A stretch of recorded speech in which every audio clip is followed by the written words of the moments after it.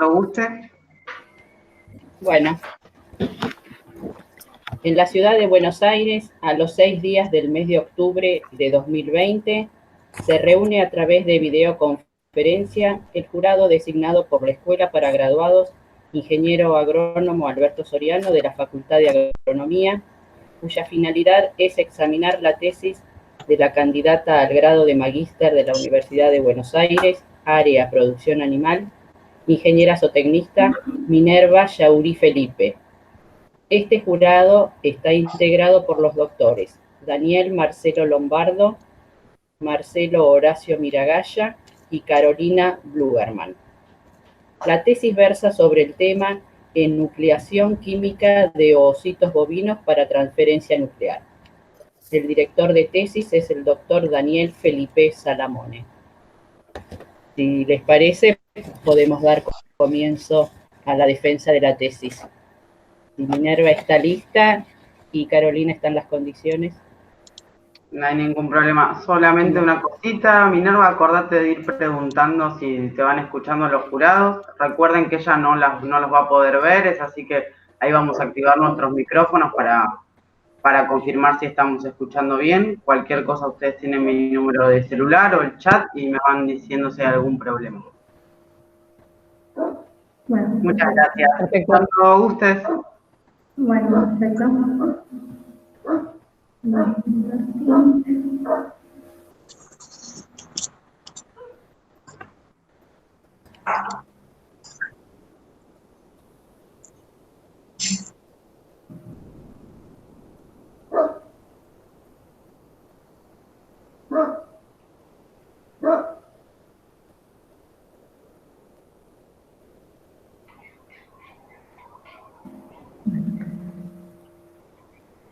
¿Te ayudo, Minerva, crees?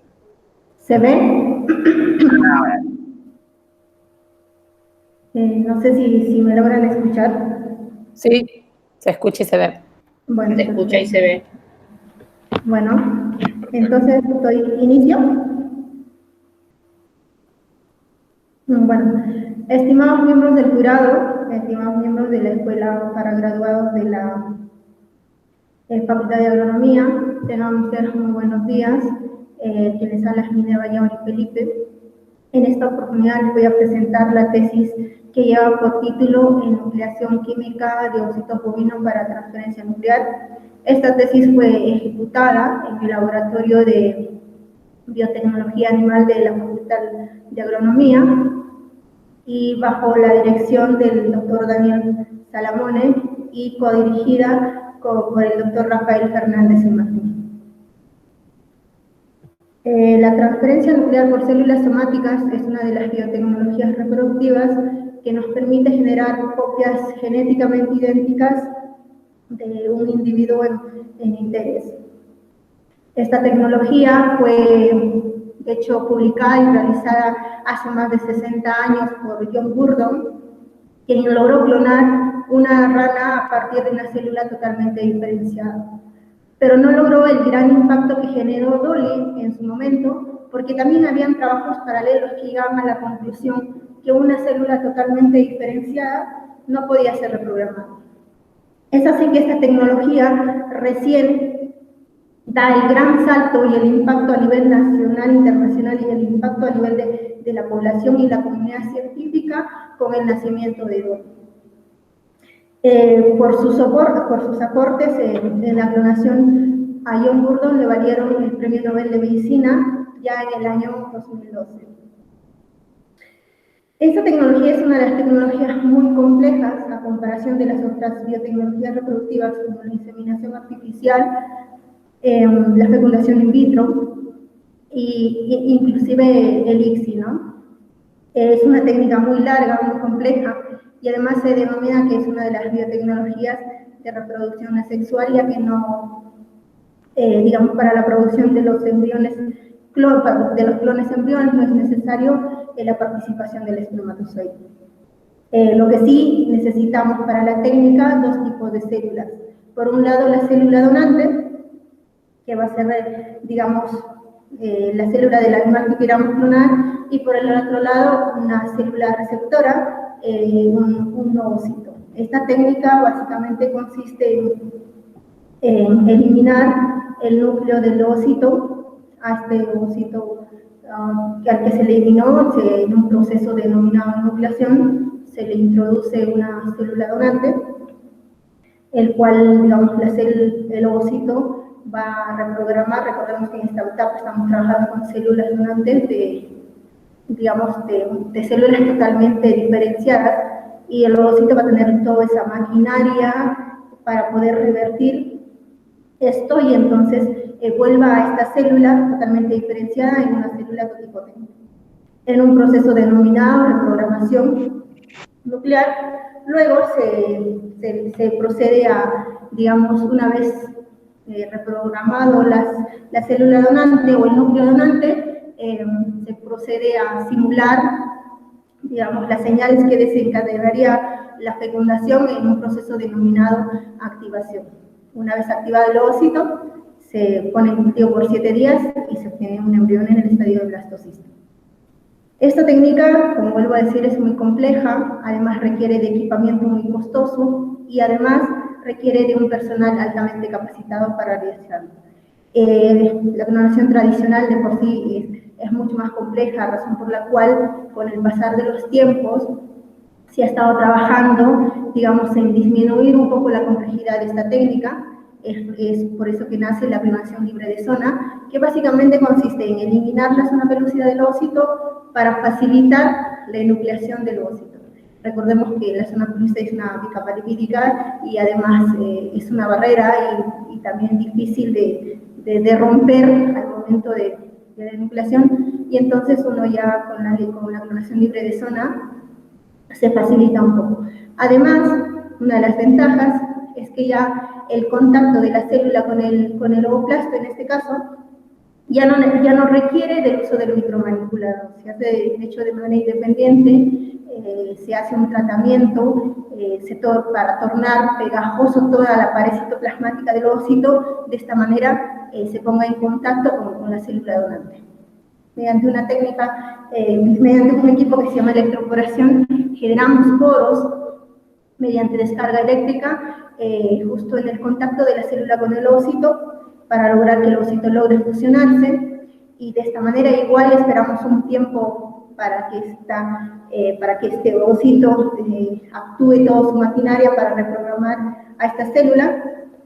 Otra de las diferencias es que ya en esta etapa este ovocito está libre de zona, y una de las tantas funciones de la zona pelúcida es la de contención física, y entonces en esta etapa ya hemos perdido esa contención, y lo que se hace es de alguna manera reemplazar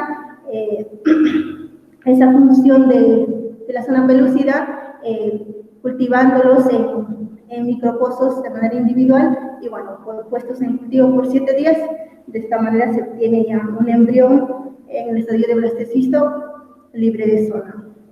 Resumiendo un poco, los pasos de la clonación son la enucleación, como vuelvo a decir, que es esa etapa de eliminar el núcleo del ovocito; la transferencia nuclear, que es esa etapa donde se pone en contacto el ovocito ya enucleado con la célula, y luego se espera un tiempo de reprogramación, como vuelvo a decir, en una célula totalmente diferenciada vuelve a reprogramarse a una célula totipotente, y el tema el paso de la activación, que consiste en simular todas las señales que desencadenaría una fecundación. Y básicamente en la presente tesis vamos a pasarnos en el tema, digamos, y la enucleación. La enucleación, para realizar la enucleación es necesario, por lo menos en el tema de bovinos, exponer a una tinción FECH los ovocitos, y además exponerlos a una luz UV. Y según, digamos, algunos reportes, como este caso en el 2013 hizo una comparación de que, aunque sea mínima, la exposición a luz UV genera daños a nivel del citoplasma del ovocito. Entonces, el citoplasma del ovocito puede generar causas, al exponer por periodos largos a UV, puede repercutir en algunas proteínas que van a participar, o digamos en el componente citoplasmático que va a participar en el tema de la reprogramación de la célula donante, y esto posteriormente, digamos, disminuir los porcentajes o tener un efecto negativo en la producción de embriones, en el porcentaje de producción de embriones por clon. Es así, digamos que esta técnica básicamente, como es una de las técnicas más, uno de los pasos más cruciales de la enucleación, sí estaba trabajando en algunos métodos de reducir esta complejidad. A partir de, digamos, teniendo la base de una enucleación tradicional, como le dije que básicamente requerimos de un micromanipulador y además esto acoplado, digamos, a filtros que nos permitan, digamos, visualizar el ADN, ya que en el bovino se complica un poco, a diferencia del ratón, creo que se puede ver fácilmente.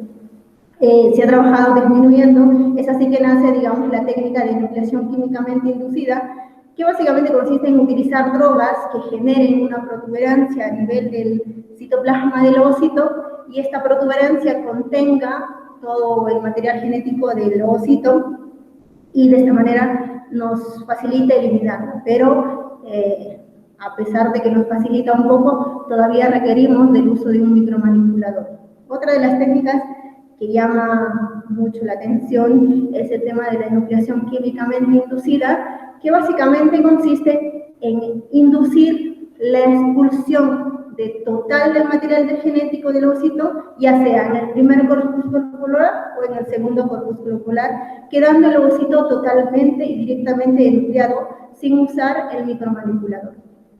Entonces, los primeros reportes que se han realizado, acá, bueno, como vuelvo a decir, es la inducción de la eliminación total del ADN, digamos, liberándonos del uso de un micromanipulador, que es un equipo muy costoso. Los primeros reportes han trabajado inclusive antes del nacimiento de Dolly, en el año 1993, utilizando drogas que inhiban la segregación de los cromosomas, en este caso el etoposide, y bueno, han trabajado mucho en ratones, pero anteriormente estas técnicas se trabajaban mucho en la metafase 1, digamos, haciendo que el ovocito libere todo el corpúsculo, todo el material genético en el primer corpúsculo polar. Pero con el pasar de los tiempos se mostró que esta, perdón, voy a aprovechar si se me está escuchando. Sí, se escucha perfecto. Ay, gracias. Sí, Minerva, puedes continuar.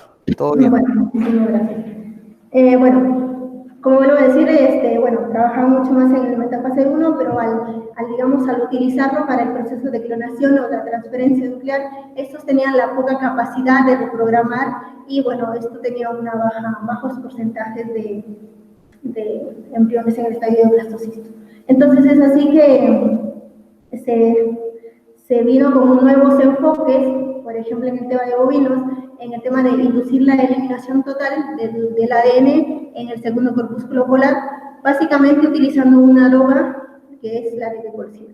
La demecolcina básicamente es una droga que tiene una acción despolimerizante en los microtúbulos. Los microtúbulos son todos los microfilamentos que tienen una función importante en el tema de la formación del uso meiótico, la alineación y la segregación de los cromosomas. Entonces, con esta droga, básicamente lo que se hace es disminuir despolimerizar a los microtúbulos y de esta manera evitar la segregación de los cromosomas. También se ha demostrado, por ejemplo, en bovinos, muchos trabajos, de que también estos microfilamentos tienen una participación en la división asimétrica del ovocito, ya que se ha visto de que en los corpúsculos polares contienen mucha cantidad de estos microtúbulos, a diferencia de los ovocitos. Es así que esta droga ha sido muy beneficiosa, digamos, su uso en el tema de la clonación, y se ha visto algunos efectos de la demecolcina en ovocitos tratados en ovocitos tratándolos con demecolcina. Se ha observado que es una droga despolimerizante, ya que se ha observado una disminución significativa de estos microtúbulos en ovocitos tratados con demicolcina. Además de que esta demicolcina genera una alta condensación del ADN, y aparentemente esta alta condensación del ADN es la que genera la formación de esta protuberancia, conteniendo todo el paquete cromosómico del ovocito. Además, aumenta los niveles de MPF, el factor promotor de maduración, en algunos casos hasta un 30% más de lo normal.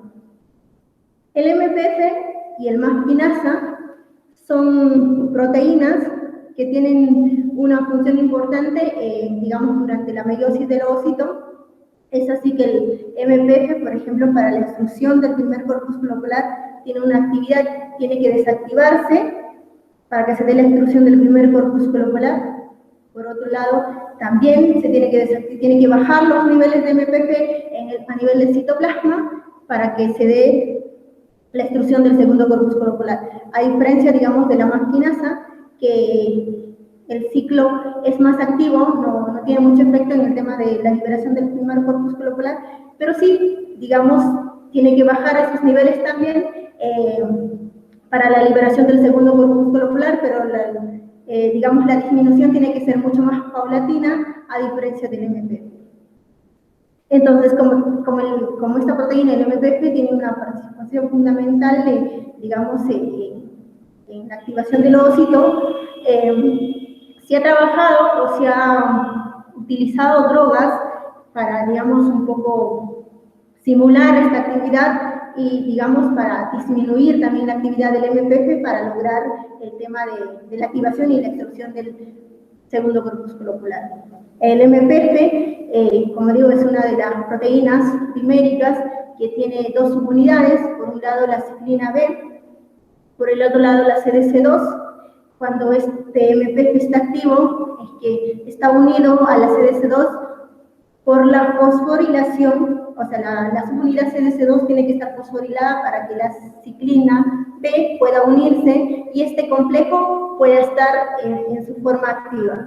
Entonces, como dijimos que, digamos, necesariamente tenemos que disminuir estos niveles para la extrusión, digamos, para la activación del ovocito, se han utilizado muchas drogas, como es el caso del 6-DMAP y el cicloheximida. Pero estas drogas no son drogas activadoras de amplio espectro, más el 6-DMAP, que es una droga que tiene muchísimos blancos y aparte digamos, de disminuir rápidamente los niveles de MPF, también tiene un efecto sobre la disminución rápida del MPF. Por el otro lado también está la cicloheximida, que tiene una actividad rompiendo, digamos, la ciclina B y de esta manera inactivar al MPF. Una de las drogas candidatas, porque estas drogas, si bien es cierto, puedes tener altas tasas de ovocitos activados, pero según reportes, son drogas que pueden causar aneuploidías al momento de la activación. Entonces se sugiere, digamos, el uso de drogas mucho más específicos, y entre estas drogas mucho más específicas es la roscovitina. La roscovitina básicamente actúa sobre la fosforilación de la CDC2, evita la fosforilación de CDC2 y de esta manera baja los niveles de MPF. Bueno, esto de acá básicamente era para enseñarles que sí se han trabajado utilizando este método desde hace muchísimo tiempo, y bueno, y los enfoques y los resultados que han estado obteniendo, por ejemplo, en el tema de ovocitos enucleados en ratón, se han obtenido hasta un 96% de ovocitos enucleados, pero digamos cuando uno los va usando, porque la calidad de este ovoplasto obtenido no tiene esa capacidad de reprogramar y bueno, tiene un efecto menor en la producción de blastocistos. Es así, por ejemplo, en los últimos enfoques se ha estado trabajando con ovocitos induciendo en metafase 2, utilizando la droga de demicolcina y siempre, digamos, en conjunto con la cicloheximida. Y nosotros quisimos preguntarnos frente a esto, digamos, cuál sería el efecto de la demicolcina, o cómo generaría la demicolcina combinada en una droga activadora mucho más mucho más específica como es la roscovitina, para inducir la extrusión del segundo corpúsculo polar, conteniendo el total de los cromosomas en ovocitos parcialmente activados con ionomicina. Para lo cual nos hemos planteado 4 objetivos específicos. Primero era establecer el tiempo de exposición de la demegolcina para inducir la extrusión del segundo corpúsculo polar. Perdón, acá me olvidé de los números. Evaluar la enucleación a las 17 horas post inicio de activación. Evaluar la enucleación químicamente inducida en ovocitos con zona y libres de zona pelúcida. Y además evaluar la enucleación químicamente inducida en ovocitos solamente usando el microscopio invertido y evitando la exposición al uso, digamos, a una tinción y a luz UV. Para lo cual, o para lograrlo, con nuestros objetivos, nosotros utilizamos ovarios de animales faenados en el frigorífico. Una vez colectados todos los ovarios en el frigorífico, fueron transportados al laboratorio. En el laboratorio se procedió a la aspiración folicular, que básicamente consistió en aspirar todo el contenido folicular con la ayuda de una aguja 18G acoplada a una jeringa. Todo el contenido folicular aspirado, nosotros nos colocábamos en un tubo Falcon, una vez culminado todo el proceso de aspiración, con la finalidad de que los complejos cúmulos ovocitos decanten en la base del tubo formando un pellet, de esta manera también facilitándonos el trabajo de la búsqueda y selección. Una vez culminado todo, nosotros eliminamos el sobrenadante, solamente nos quedamos con el pellet. El pellet fue volcado sobre una placa cuadriculada, el cual contenía, digamos, un medio de trabajo tal jefes. Y bueno, procedemos a buscar y a seleccionar con una lupa estereoscópica aquellos complejos cúmulos ovocitos candidatos a maduración. Eran aquellos ovocitos que tenían un citoplasma homogéneo y que tenían de 2 a 3 capas de células de cúmulos. Estos de acá fueron colocados en gotas de medio de maduración. Por cada gota de medio de maduración pusimos de 20 a 25 ovocitos. Y después los colocamos en una incubadora a condiciones de 5% de CO2 a 38,5% de temperatura, 38,5 grados de temperatura y a 100% de humedad por 22 horas. Bueno, voy a aprovechar si se me escucha. Sí, se escucha bien, Minerva. Muchas gracias. Una vez pasado el periodo de maduración, nosotros colectamos todos los complejos cúmulos. Acá me falta un poco explicar de que, digamos, uno de los indicadores de que realmente funcionó la maduración es que los complejos cúmulos ovocitos recién obtenidos durante la aspiración folicular tienen las células de cúmulos compactas. Entonces ya después de la maduración, después de cumplido el tiempo de maduración, estos complejos de cúmulos ya tienen, digamos, las células de cúmulos expandidas. Estos ya que los colectábamos, los pusimos en un tubo Falcon para eliminar toda esta, digamos, todas las células de cúmulos en un tubo que contenía hialuronidasa. Luego procedemos a pipetearlo por 15 segundos, ligeramente, y luego lo pasamos a Vortex por 3 minutos. Luego de haber pasado el tiempo de Vortex de 3 minutos, volcamos todo el contenido del Eppendorf en una placa que contenía tal. Hicimos 3 lavados, esto con la finalidad, digamos, de eliminar restos de hialuronidasa, porque si no lo expone por muchísimo más tiempo y corre el riesgo de perder todos los ovocitos. Luego de hacer el lavado, nosotros acá ya tenemos ovocitos totalmente denudados. Nosotros procedemos a seleccionar todos los ovocitos que estaban en metafase 2. Y uno de los indicadores de los ovocitos que están en metafase 2 es que están presentes el primer corpúsculo ocular. Una vez seleccionados todos los ovocitos en metafase 2 o ovocitos maduros, nosotros procedemos al tema de la activación. La activación básicamente consistió en un tratamiento por 4 minutos con ionomicina. Luego de la exposición a la ionomicina, nosotros pusimos en cultivo todos estos ovocitos en un medio de cultivo suplementado con roscovitina. Y el tema para inducir la enucleación utilizamos la dimecolcina.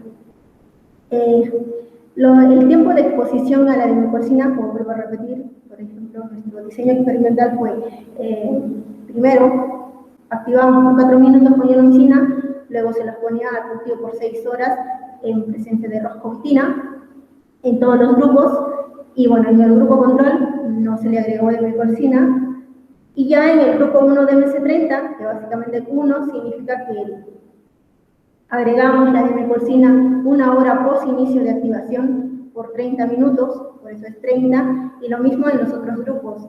El tratamiento fue 1 hora post inicio de activación por 30 minutos y por 300 minutos. La única diferencia, en uno de los grupos, el tratamiento lo iniciamos 3 horas post inicio de activación por un periodo de 180 minutos. En el cual nosotros evaluamos ovocitos en metafase o ovocitos activados según cada experimento, eran, digamos, aquellos ovocitos que presentaban el primer corpúsculo polar y además que hayan destruido el segundo corpúsculo polar, pero que todavía quedaba la metafase dentro del ovocito. Protuberancia, aquellos ovocitos que tenían una protuberancia muy prominente y que el ovocito no terminó de destruir digamos, esta protuberancia todavía tenía contacto con el citoplasma, y enucleado, que era, digamos, la exclusión total del segundo corpúsculo polar conteniendo todo el cromosoma del ovocito o todo el ADN del ovocito, quedando el ovocito directamente enucleado. En un primer experimento lo que nosotros hicimos es evaluamos a diferentes tiempos los ovocitos, los horarios, digamos, que hemos utilizado es a las 2, a las 4 y a las 6 horas post inicio de activación. Es razón, digamos, el resultado de eso es este gráfico. Como nuestro objetivo era primero determinar digamos, cuál era el efecto de la dimecolcina sobre la extrusión del segundo corpúsculo. Como podemos ver, acá en el cuadro puedo mostrar de que, a diferencia del grupo control, que no recibió el tratamiento con dimecolcina, no observamos ovocitos enucleados, pero sí en los otros grupos que sí, digamos, tenían el tratamiento de dimecolcina, claro, por diferente tiempo, pero sí, o sea, había observación. Además, podemos determinar que la dimecolcina tiene un efecto sobre la dinámica de exclusión del segundo corpúsculo polar, porque ya podemos ver ovocitos en estadio de protuberancia, y de alguna manera ya va cambiando un poco la dinámica, a diferencia del grupo control. Pero si nosotros vamos a ver, digamos, vemos que se tiene un alto porcentaje de ovocitos enucleados evaluado a las diferentes horas post inicio de activación. De este primer experimento podemos concluir, por ejemplo, que sí es posible obtener ovocitos enucleados, y además de que se puede obtener con la exposición a menor tiempo de dimecolcina. Entonces, pero como vemos, si bien es cierto, como el N en este grupo fue muchísimo menor, razón por la cual no tuvimos diferencias significativas cuando nosotros hacemos, digamos, comparamos con los diferentes horarios de los porcentajes de nucleación. Y como vemos, tenemos una disminución un poco en el tema de las 6 horas, y bueno, entonces para lo cual, para el siguiente experimento, nosotros como habíamos llegado a la conclusión de que es posible trabajar a menor tiempo de exposición con dimecolcina, utilizamos los dos grupos que habían tenido un porcentaje un poco mayor con respecto a los otros grupos. Y nosotros en este caso lo que queríamos ver ya una evaluación de enucleación a las 17 horas post inicio de activación. Entonces queríamos ver qué es lo que pasaba cuando nosotros evaluábamos la enucleación a las 17 horas post inicio de activación. Y entonces llegamos con la sorpresa de que a las 17 horas post inicio de activación, el porcentaje de nucleados disminuía considerablemente, y llegamos a la conclusión de que probablemente esta disminución se deba a que el ovocito no termina de liberar o de desconectarse por completo el segundo corpúsculo polar, quedando de alguna manera un puente citoplasmático y que además, digamos, sumado a esto, el efecto de la adenomicina es reversible. Al revertirse el efecto, el cromosoma o el paquete cromosómico que regresa al citoplasma por ese puente citoplasmático, y que por eso, digamos, los porcentajes de nucleación son bajísimos. Entonces, podríamos decir, digamos, que una evaluación en ovocitos podría ser no tan certera, y que podría ser un poco más difícil si este puente citoplasmático es todavía muchísimo menor cuando está, digamos, cuando está en contacto y uno no lo puede identificar. Y entonces esto sea de que cuando ya uno evalúa las 17 horas post inicio de activación, el ovocito, en su afán de reparar todo su citoplasma, hace que retorne el ADN del ovocito. Entonces, concluyendo en esta fase, sería el segundo corpúsculo polar de algunos ovocitos quedan todavía unidos, dando lugar a exclusión reversibles que ponen de manifiesto las tasas de nucleación que sean muy bajas. Entonces, lo que nosotros quisimos ver es que si nosotros estamos solo evaluando y entonces no lo podemos detectar, ¿qué pasaría si nosotros cambiamos el enfoque y hacemos una evaluación de la enucleación en ovocitos en presencia de zona pelúcida y sin presencia de zona pelúcida? Entonces, acá, como podemos ver, la enucleación en ovocitos con zona pelúcida y sin zona pelúcida varían bajísimos los porcentajes, y tanto así que no hay diferencias significativas. Pero, digamos, acá tenemos un 53% en ovocitos valorados con zona pelúcida y un 72% en el grupo 1 de MCE 60. Pero, como vuelvo a decir, no es tanto la diferencia, o sea, en porcentaje se ve un poco la diferencia. Entonces, llegamos en esta etapa, llegamos a la conclusión de que realmente, si bien es cierto, no hay diferencias significativas, pero en ovocitos con zona pelúcida es mucho más efectiva la evaluación de la enucleación, ya que uno te permite de alguna manera identificar ese puente citoplasmático o esa unión que puede haber del corpúsculo polar que no terminó de subirse por completo, te permite identificar. Y de alguna manera también lo que hemos visto es que además de que a veces ese puente o ese contacto que hay que está entre la célula y el segundo corpúsculo polar puede ser tan mínima que uno lo puede, digamos, desenlazar o quitar el contacto con un mínimo pipeteo. Y entonces por ejemplo, en el grupo 1 de MC60 puede que sea un poco mayor, un 62% de ovocitos enucleados.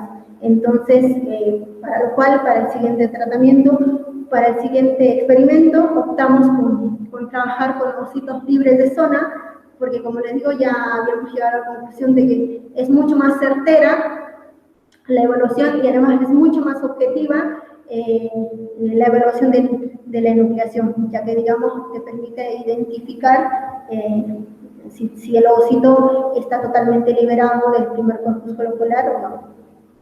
Entonces, como uno de nuestros objetivos también era, de alguna manera, digamos, de dejar de usar el tema del micromanipulador, ya que era un equipo muy costoso.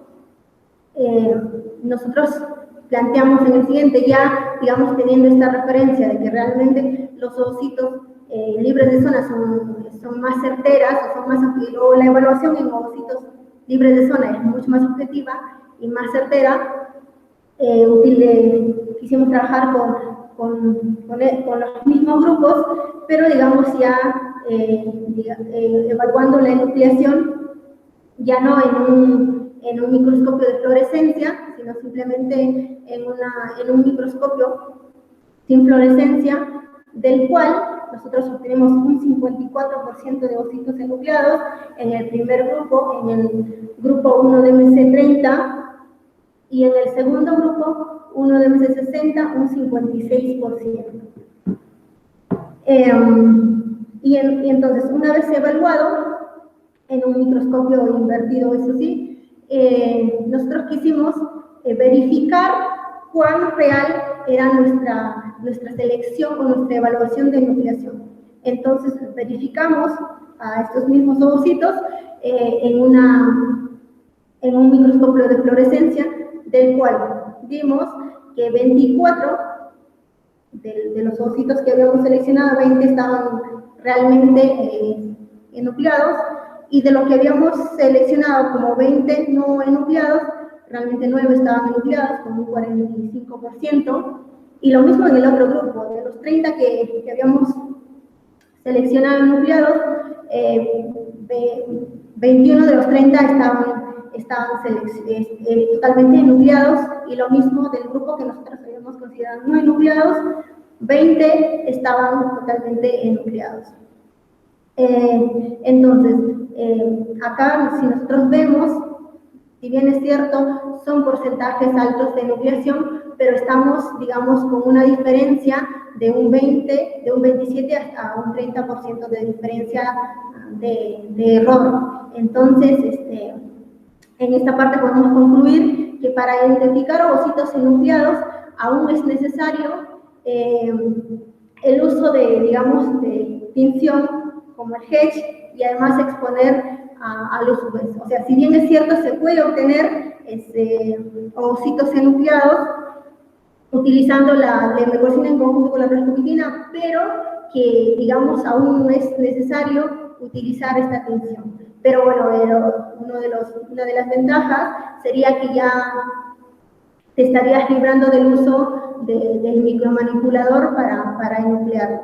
Entonces, en una conclusión general, podemos decir que sí es posible obtener ovoplastos, permitiendo la inclusión total del ADN en el segundo corpúsculo polar, utilizando la lemecorcina en conjunto con la rascopitina, tras una activación parcial con ionolicina.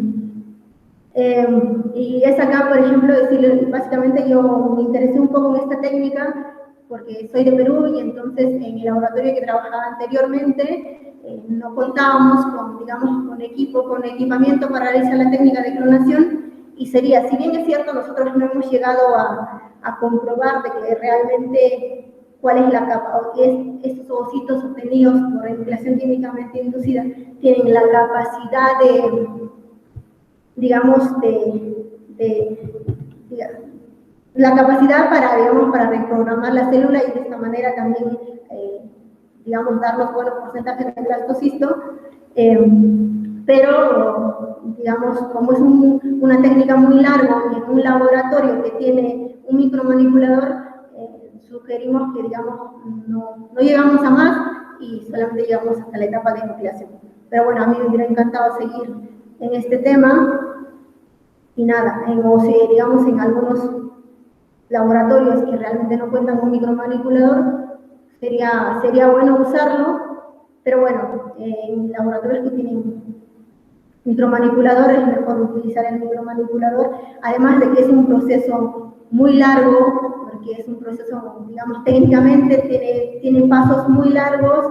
Bueno, a mí me ha tocado quedarme en la facultad hasta las 5 de la mañana del día siguiente, y entonces ya, digamos, venir con una desventaja de que realmente esta técnica tiene un 30% de error, y con ovocitos que no están, digamos, en un 30% no enucleados, te repercute mucho en el trabajo. Pero en laboratorios que no cuentan con equipamiento como el micromanipulador, sería bueno probarlo. Quería mencionarle, entonces, como nosotros teníamos ese error, esto de acá no es parte de la tesis, pero nació un poco de la tesis. Quisimos, como nosotros habíamos visto de que realmente la adenocorcina te permite ver, identificar fácilmente la segunda metafase y de esta manera te facilita eliminar, nosotros quisimos trabajar, seguimos trabajando con esa línea y igual también, digamos, un poco en el tema de mejorar la eficiencia del ovocito, es razón por la cual, bueno, logramos trabajar y bueno, utilizando células de YAG y bueno, y también seguimos trabajando en la clonación libre de zona, la cual nos permitió la agregación embrionaria, de esta manera también un poco mejorar, digamos, las tasas de blastocisto de la clonación, mejorar un poco la eficiencia de la clonación. Este trabajo fue digamos, publicada en la IETS, que es International Embryo Technology Society, y también, además, este trabajo fue seleccionado para una presentación oral en dicho congreso, y además, durante mi proceso de formación en la maestría, participé en otro resumen que fue publicado en la IETS como coautora. Bueno, como agradecimiento, agradecer a mi director por su paciencia, la verdad, llegué con muy poca formación en el tema y bueno, Daniel tuvo muchísima paciencia, el doctor Rafael también, y bueno, todo el fortalecimiento que me dio todo el grupo de laboratorio de biotecnología animal, agradecerle a todos ellos por su paciencia, por su empatía, por su seguimiento y por su compromiso en mi formación. Nada, todo esto de acá no sería posible de estar justo acá en este momento, al apoyo de mi familia, de mis padres, de mi padre y madre, de mis hermanos y hermanas, somos muchos, y de mis sobrinos y sobrinas. Muchísimas gracias por su atención.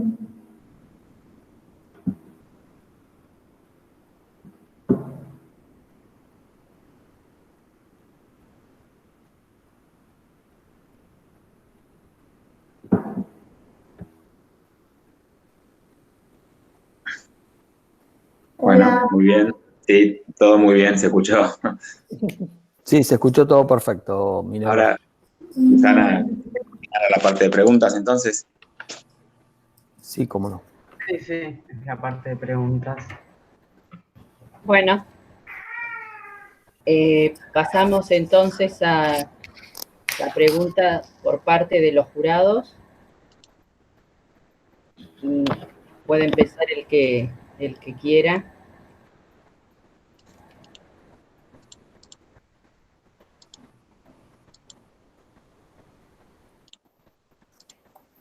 Bueno, largo yo. ¿Querés empezar, Daniel o Carolina? No, me da lo mismo. Yo como Bueno, dale. Bueno, primero, Minerva, quería felicitarte porque realmente el trabajo es muy redondito. El trabajo tecnológicamente cierra muy bien, está muy adecuada todo el diseño experimental para lo que sería una tesis de maestría. Me parece correcto que hayan explorado hasta el paso de la enucleación y no seguido más allá.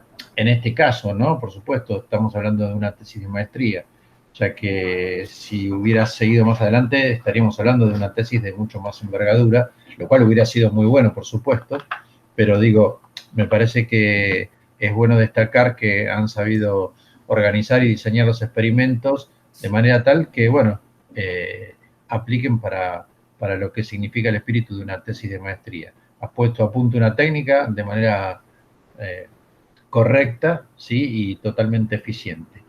Así que desde ese punto de vista te felicito. La presentación me pareció sumamente clara, tal vez mucho más clara que la tesis, ¿sí? Que después te voy a hacer algunos comentarios.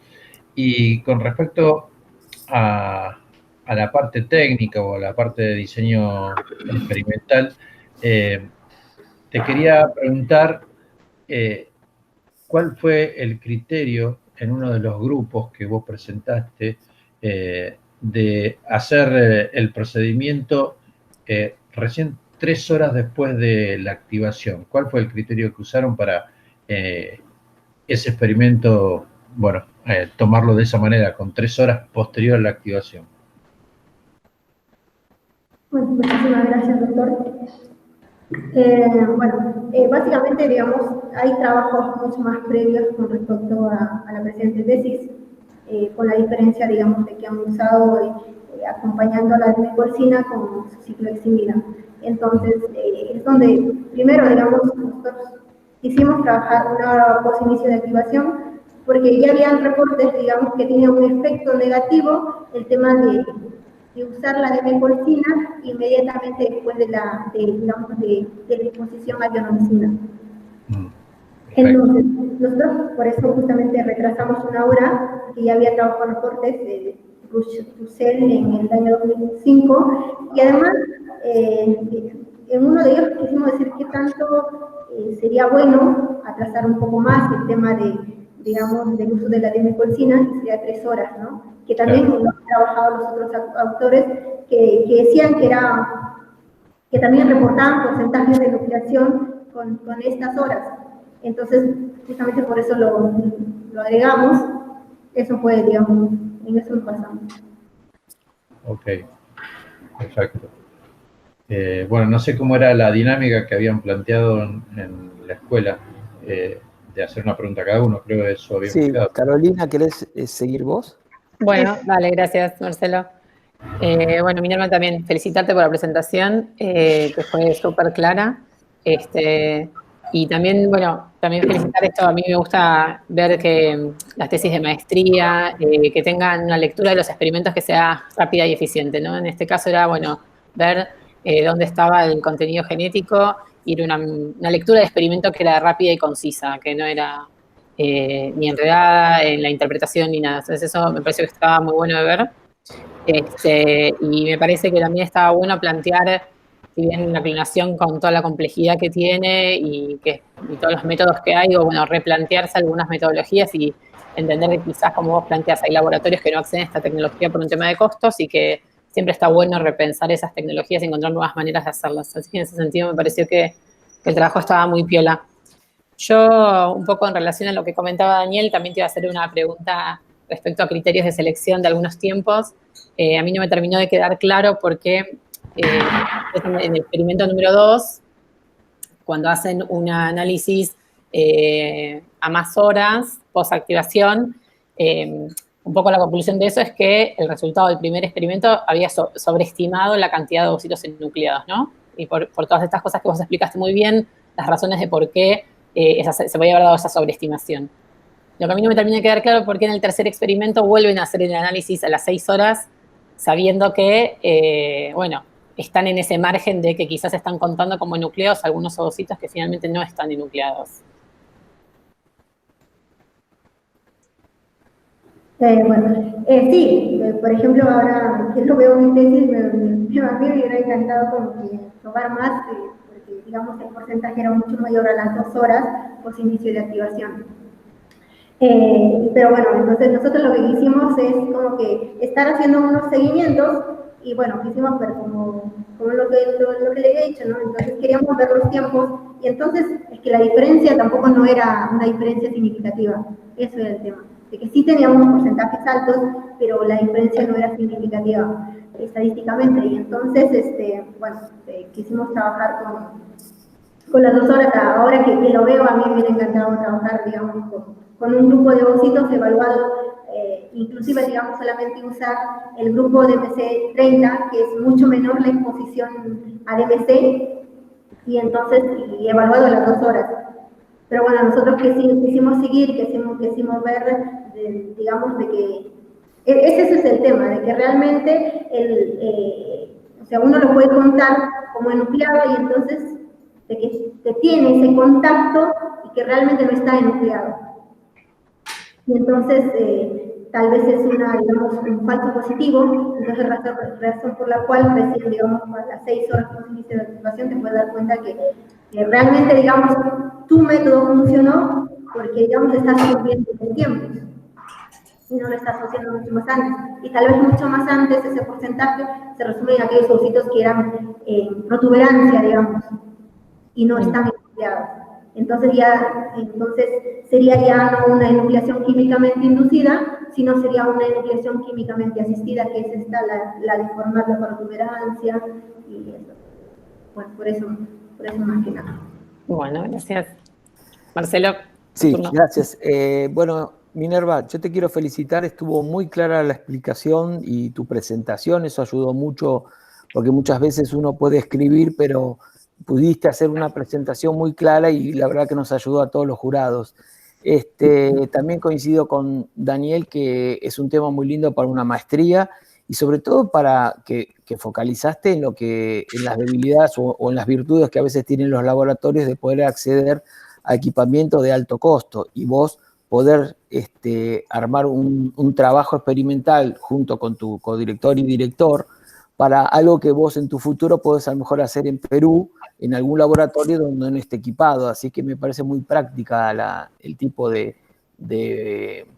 maestría, mejor dicho, de tema de maestría. Así que eso, la verdad que me parece que fue muy atinado.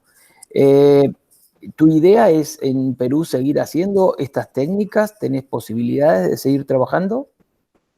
A mí, bueno, de hecho, por ejemplo, como le vuelvo a decir, de hecho a mí me llamó la atención mucho el tema de la clonación y después uno viene a Perú y después dice, bueno, o sea, voy a aprender la clonación, voy a aprender a clonar y después me voy a ir a un laboratorio en Perú que dice que no tienen esos equipos y después ¿qué hago? Y entonces, razón por la cual hablando con Daniel, yo le dije, por ejemplo, otra de mis compañeras, por ejemplo, también enfocó mucho en eso, en el tema de nuclear, pero digamos por hand cloning. Entonces Daniel dijo, bueno, también hay otra técnica que va a ser mucho más interesante, busquemos eso, y entonces, eso era la idea. Pero bueno, ahora voy a quedarme un tiempo más trabajando con Daniel, así que bueno, espero que estar en Perú.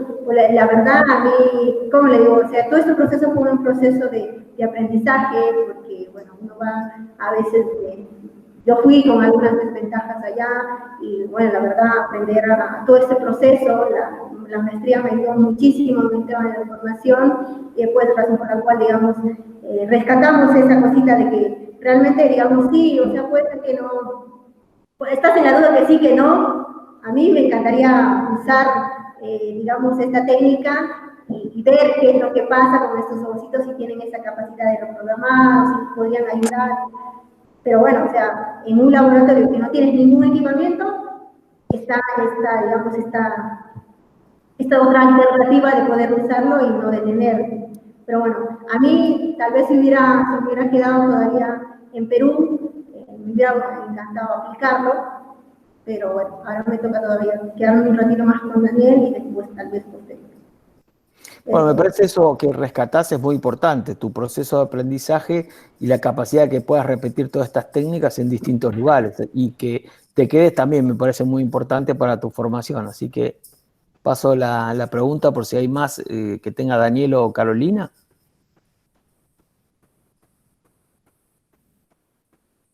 Yo tengo una duda que me parece igual un poco me la contestaste hacia el final de la presentación que te iba a hacer, era respecto de los tiempos, ¿no?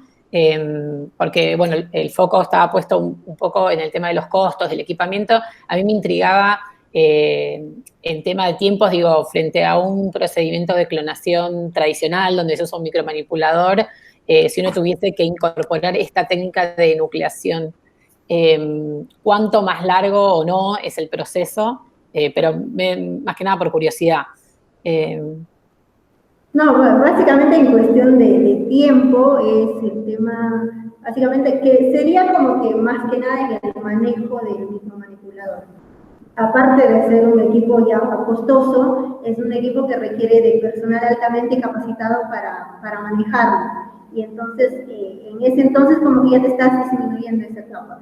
Pero bueno, en el proceso no tanto, porque después cuando uno empieza a tener, digamos, facilitado ya el tema de nucleación, el proceso sigue siendo largo. Por eso le digo, a mí me tocó varias veces quedarme en el laboratorio hasta las 5 de la mañana. Una vez tuve una experiencia de que digamos, me interceptó la policía y bueno, casi paro de agonizar ahí. Las cosas que uno hace por la ciencia. Claro. Y eso no, nada, la nucleación, yo creo que esta alternativa no disminuye un poco los tiempos, pero en comparación de la clonación tradicional, como que hace también, bueno, hablando ya de la clonación libre de zona, ¿no? Como que hace como que este trabajo sea un poco más dinámico, ¿no?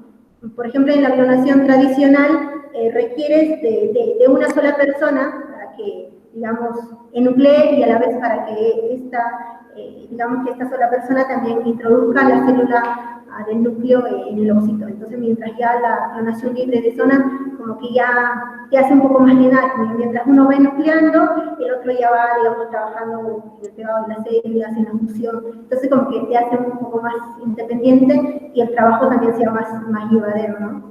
Porque si no, una vez me tocó trabajar con Daniel, trabajando los dos, y bueno, demoramos un montón de tiempo.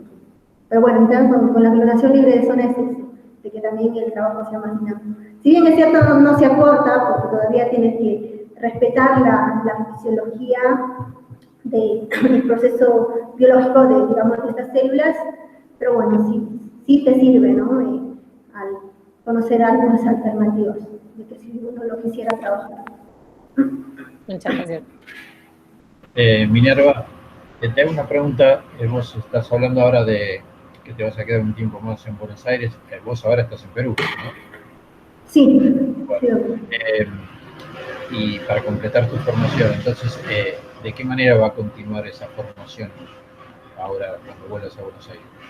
Sí, bueno, yo voy a trabajar un poco más en el tema de clonación. De hecho, como les había presentado en los otros logros, ya me voy a meter de lleno al tema de trabajar y mejorar un poco la eficiencia de la clonación, trabajando en el tema de la eficiencia, digamos, en el método de agregación embrionaria, y lo que también, un poco lo que rescatamos, si bien es cierto, hay publicaciones muchísimos en el uso de la adenecolcina en el tema de la denucleación, utilizamos eso, vimos que, digamos, que una protuberancia es muy fácil de identificar, además de que es muy fácil de identificar,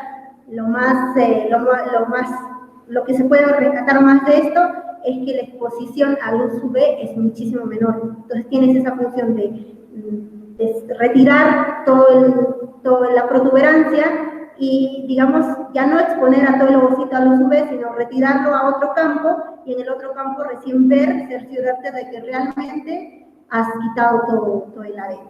Entonces, de esa forma también como que ya estás disminuyendo los daños que podría generar la exposición a luz UV.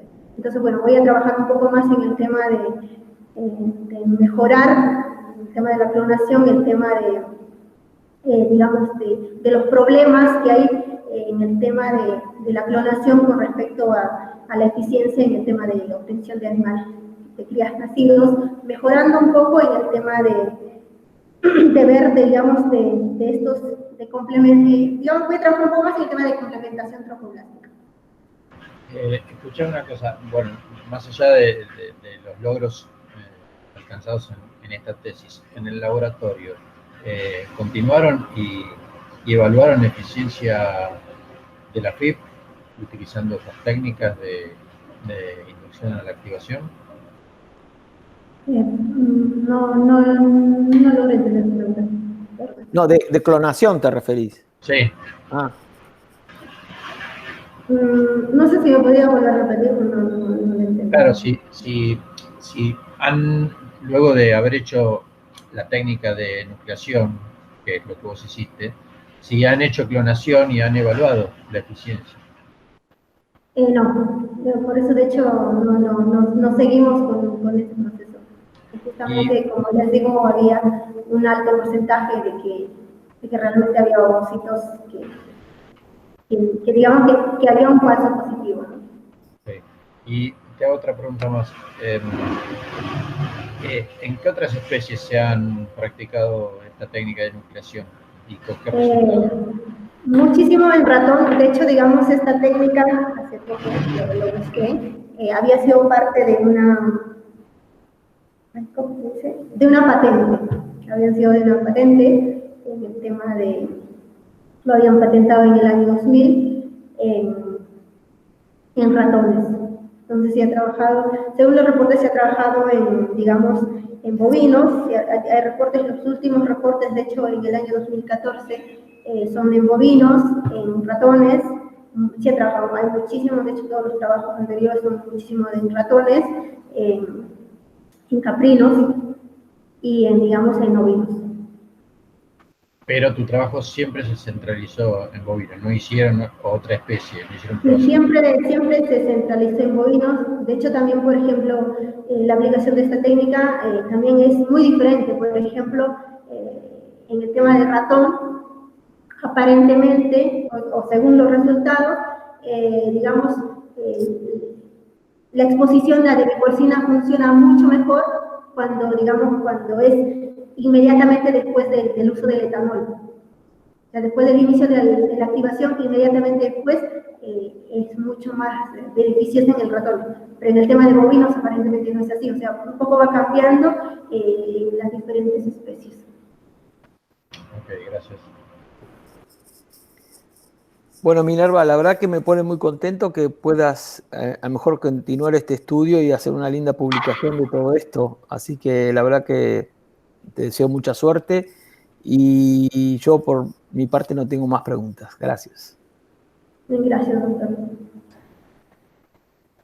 Yo tengo sí, una pregunta cortita, que a mí me quedó un poco, una duda es, un poco al principio en la introducción se plantea como que lo novedoso para hacer esta maestría es, bueno, el agregado justamente de la roscovitina en combinación con otras drogas, a diferencia de lo que se presenta en otros trabajos, pero la roscovitina se usó para todos por igual al mismo tiempo, ¿no? De alguna manera, y al final se centró un poco más el uso de la ciclosimida u otras drogas. Entonces, bueno, quizás si me podés comentar vos a modo de apreciación personal, o sea, ¿por qué fue esa decisión de la roscovitina no usarlo como una variable, si era quizás lo que se estaba planteando como un agregado novedoso y fue más planteado el uso de la demecolcina a distintos tiempos y las evaluaciones? Sí, no, nada, básicamente, digamos, queríamos, por ejemplo, simular, porque o sea, ya habían trabajos, inclusive en el laboratorio hay trabajos posteriores usando la demecolcina, ya estaba un poco testeada y, digamos, quisimos usar eso y a no agregar mucho más variables, que era mucho mejor, digamos, sí utilizar la roscovitina, pero en una sola concentración, en el mismo tiempo, un poco variando, digamos, la demecolcina, ¿no? Porque, digamos, ya hay trabajos, justo hay una publicación de una de las compañeras del laboratorio usando la roscovitina, y bueno, eso básicamente porque no queríamos agregarle, porque ya como que ya estaba determinado la acción de la demecolcina con respecto a la activación. Ok, gracias.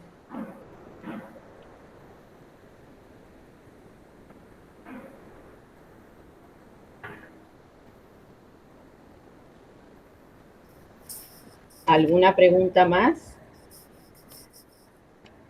No, por mi parte. Okay. No, de mi parte ya tengo. Para los miembros del jurado. Bueno, si no hay ninguna otra pregunta, 2 palabras para Minerva, realmente para la maestría en producción animal. Rescatamos desde todo lo que has mostrado y las evaluaciones que han hecho los jurados de la formación que has podido lograr. O sea, desde la maestría, más allá de la temática tomada para el trabajo de tesis, lo bueno es haber logrado que vos reconozcas que has tenido una formación, o sea, que has mejorado en tu formación a partir de haber cursado esta maestría acá en la Universidad de Buenos Aires, tanto en la Facultad de Agronomía como veterinaria, dado que es una maestría compartida entre 2 facultades. Por mi lado, ese es el comentario principal, ya que no voy a agregar nada más con respecto a los evaluadores, que ha sido muy bueno. No sé, Gustavo, Madoni, si querés hacer algún comentario, que veo que ahora estás acá presente. Sí, ¿me escuchan bien? Sí, sí. Perfecto.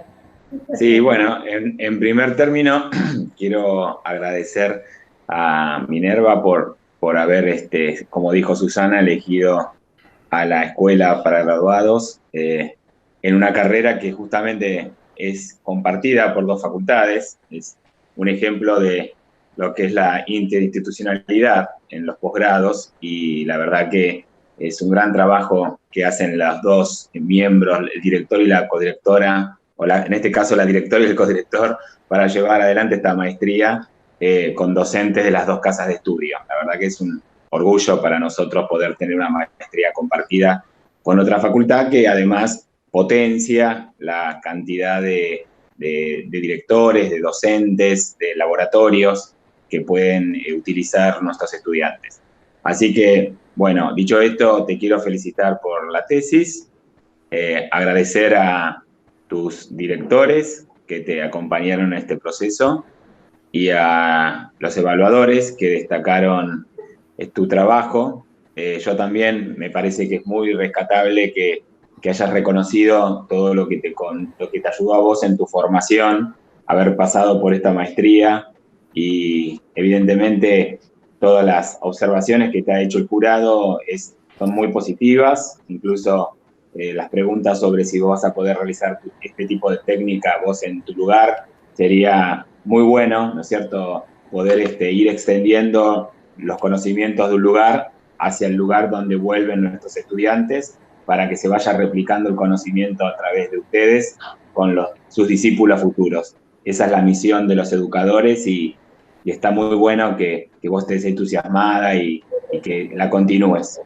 Así que bueno, finalmente, bueno, quiero agradecer siempre a Susana y a Gustavo dándonos, dirigiendo a esta carrera y acompañando también a los estudiantes a lo largo de toda la carrera.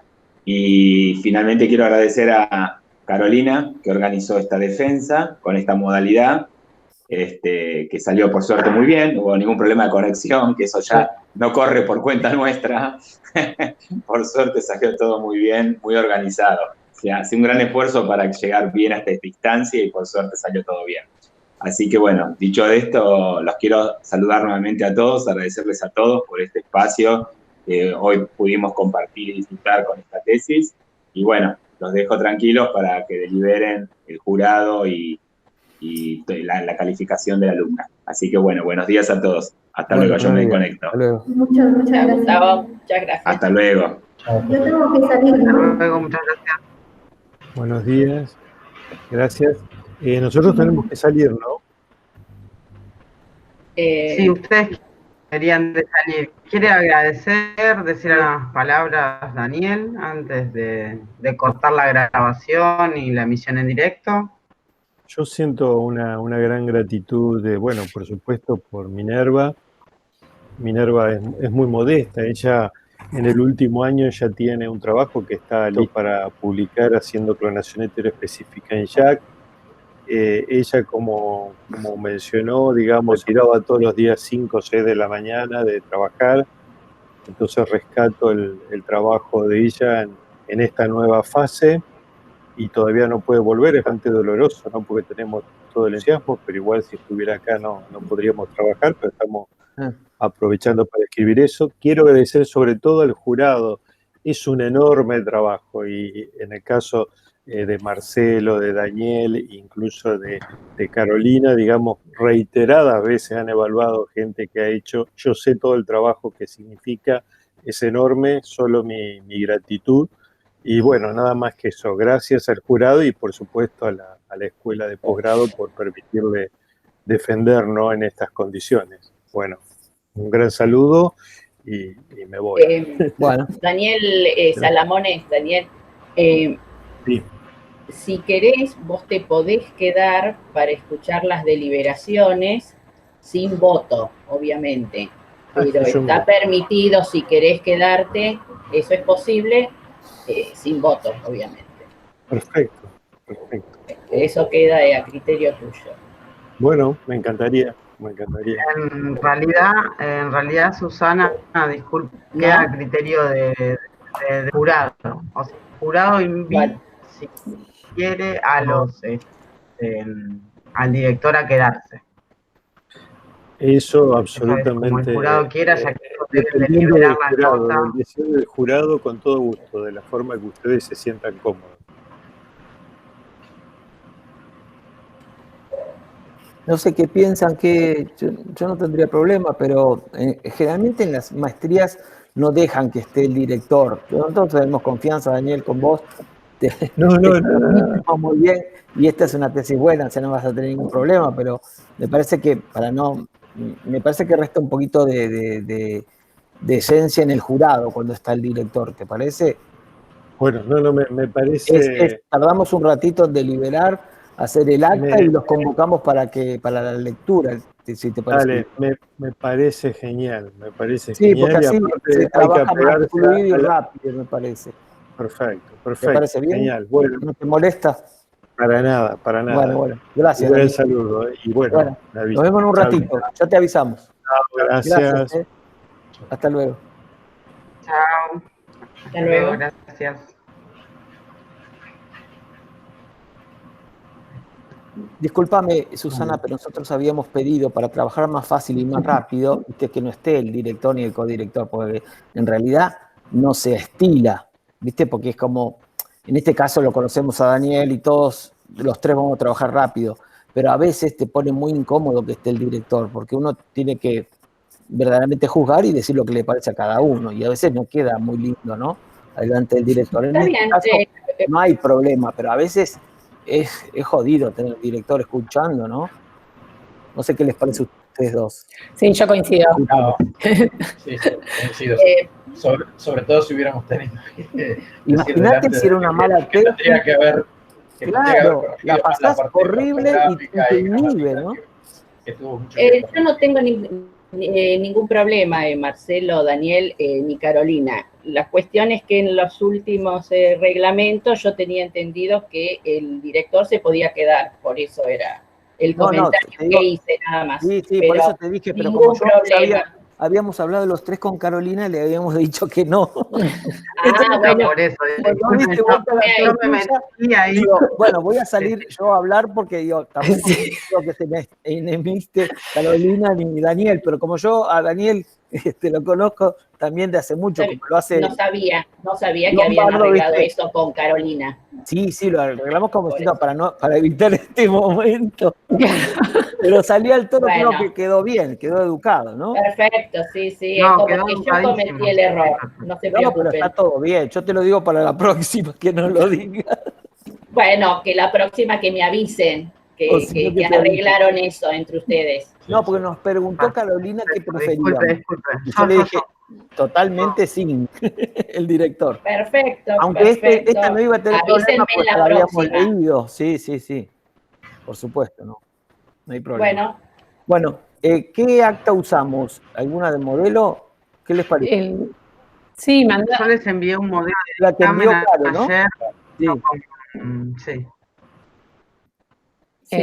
No sé, ¿quieren alguien compartirla y otro escribe? ¿Cómo hacemos eso, Carolina?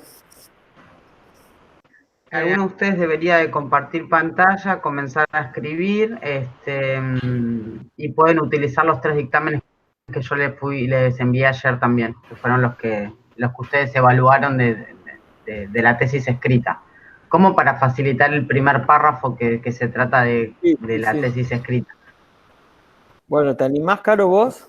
Sí, yo estaba buscando acá, yo la tengo abierta, el modelo de acta que mandaron, estaba viendo cómo acá. Y bueno, de ahí sobre el texto vamos sugiriendo, ¿te parece? Sí. Dame un segundo. Lo vamos armando. Ahí está, a ver si ahí se ve. Por algún... A ver, no me deja compartir la pantalla, me dice, me salió un cartel. ¿Por qué? A ver, voy a volver a probar. Sí. A lo mejor tenés que pasar el host, Carolina, la otra Carolina. La confusión de Carolina. No, se puede, debería poder. Bueno, prueba entonces. Ahora vuelvo a probar. Sí, ahí puse, pero... No aparece nada. ¿Le gusta? Me dice que no se puede compartir, me dice, ahora que cambie algunas cosas de... preferencias del sistema. No, porque Sí. viste que la computadora te tiene todo inhibido y tenés que darle permisos. Sí, es la que estoy poniendo ahora, justamente. ¿Tenés una Mac? Sí. Yo también, y tuve que deshacer todo, si no, no te lo deja. Ah, con razón, sí. Algo, Tenés es que que pedir habla- al algo auto, de como que me dice que si no, no puede grabar. Se fue.